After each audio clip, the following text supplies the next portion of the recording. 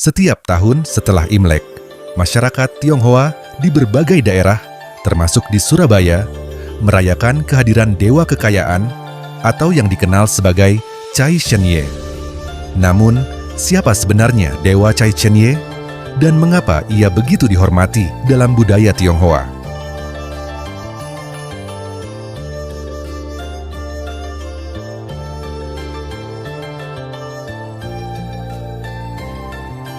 Dalam mitologi Tionghoa, Cai Shenye adalah dewa yang dipercaya membawa keberuntungan dan kekayaan bagi mereka yang memujanya. Sosok ini memiliki banyak versi, namun yang paling terkenal adalah Zhao Gongming, seorang panglima perang dari zaman dinasti Qin yang kemudian didewakan karena kebijaksanaan dan kekuatannya dalam membantu rakyat.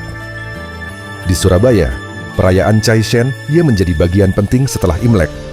Banyak kelenteng mengadakan ritual doa khusus, di mana umat datang membawa persembahan, membakar dupa, dan memohon berkah rezeki di tahun yang baru. Begitu juga di Wihara Rumah Suci Surabaya, menggelar atraksi barongsai dan reok sebagai simbol berbagi keberuntungan.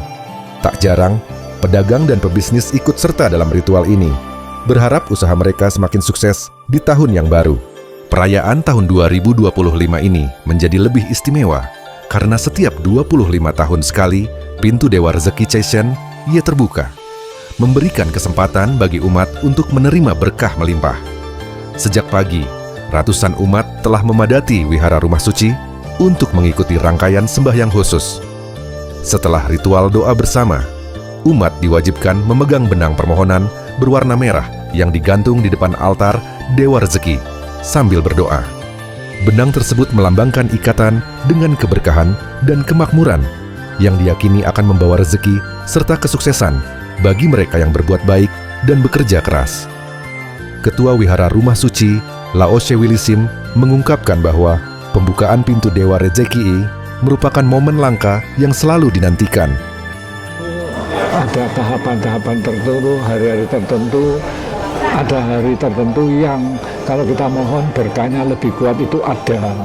Jadi contoh ulang tahun Malaikat Rezeki, pada hari ulang tahunnya tentu ada kekuatan yang lain daripada sehari-harinya.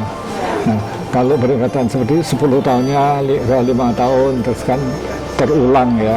Jadi kalau tiap tahun pasti nunggunya lebih dekat ya, setahun. Betul. Tapi kalau 5 tahun kemudian apalagi sampai 75 tahun, itu kan istimewa dan berkahnya memang lebih kuat, itu bisa terasa bagi orang yang mendalami spiritual. Itu kalau hari-hari sebesar seperti ini ada kesempatan para beliau ini datang, itu bisa ngomong sendiri, oh ini hari ini luar biasa getarannya itu ya. Mohon juga supaya dunia damai, jangan sampai terjadi peperangan. Jadi dengan adanya perayaan ulang tahun seperti ini, selain juga dari masyarakat itu berdoa supaya rezeki tahun ini berjalan lancar, kita juga mendoakan seluruh dunia supaya masyarakatnya hidup aman, damai, tentram, tidak ada peperangan, tidak ada perselisihan, tidak ada kekacauan, seperti itu ya. Itu. Yang di pintu itu kan biasanya tiap tahun nggak ada benang itu ya?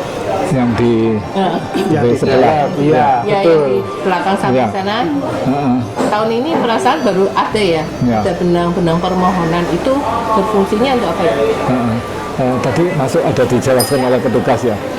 Ada. Ya. Nah, masuk itu bunyikan bel dulu. Iya. Bel itu kan seperti apa namanya, kalau dengan Jakpao, Jakpao kita mau bertemu dengan Jakpao, bunyikan itu tandanya loh, saya mau menemui malaikat rezeki. Kemudian di atas itu kan ada benang merah putih, merah putih yin yang, gantinya seperti ronde merah putih, yin dan yang, positif negatif, male and female itu ya. Jadi kombinasi dunia hanya satu sisi tidak mungkin bisa benar. Jadi itu ditarik dari badan badannya dewa malaikat rezeki, kan ada nyambung ke sana, terus nyambung ke atas ya, dan dari atas itu diberi untayan yang ke bawah. Nah, dianjurkan umat setelah dari sini dapat door prize, kemudian doa isinya apa ke sana untuk ngambil. Nah, setelah ngambil masuk ke ruangan itu yang disiapkan ya. Memang 75 tahun bedanya dibentuk adanya seperti istananya Dewa Rezeki. Ya, bangunan itu kan seolah-olah istananya lah di situ, dan beliau itu memberikan berkah melalui benang-benang yang merah putih, kemudian benang yang untayan ke bawah itu masing-masing umat mau berdoa menyentuh setelah bunyikan bel, menyentuh benang itu supaya getaran spiritual dari malaikat rezeki itu nyambung ke badannya. Gitu loh. Termasuk sebetulnya bukan aja bintangnya lebih terang ya, lebih rezekinya lebih ada, juga menyangkut supaya sehat. Kegiatan seperti ini, tradisi seperti ini juga mendatangkan kebaikan juga bagi semua orang. Jadi supaya kita itu tidak lupa bahwa hidup itu tidak melulu hanya bekerja mencari duit, tapi kita juga harus berdoa, kita harus juga bersyukur, kita harus juga peduli dengan sesama, dengan lingkungan kita, seperti itu ya rasanya. Karena budaya itu tidak ribet kok sebenarnya, tidak melarang ini itu tidak, karena semua kembali ke kita. Tadi seperti Lauso bilang, kalau kita ingin hidup bahagia, yaitu pilihan. Kalau kita ingin hidupnya tidak enak menderita, yaitu pilihan kita sendiri, karena tergantung kita kan. Kita mau, kalau kita tadi misalkan mau berbagi, banyak berbagi, rezeki kita itu tambah lancar, tambah naik. Tapi kalau kita masih hitung-hitungan kita itu pelit, nah mungkin rezeki kita juga seret, ya kan. Dan itu yang apa kita lakukan semuanya kembali ke kita. Jadi seperti kita dikenal di agama Buddha ada namanya hukum karma. Jadi apa yang kita tabur, ya itu yang kembali ke kita. Ia juga menjelaskan bahwa dalam kegiatan ini umat membawa persembahan untuk Dewa Rezeki, seperti mie yang melambangkan panjang umur, kue wijen yang melambangkan kesejahteraan keluarga dan keturunan, serta kue mangkok menandakan rezeki yang berlimpah.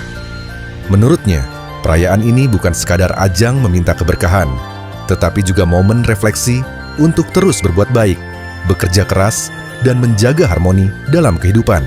Dengan penuh harapan, umat yang hadir percaya bahwa perayaan ini akan membawa keberkahan bagi mereka dan keluarga.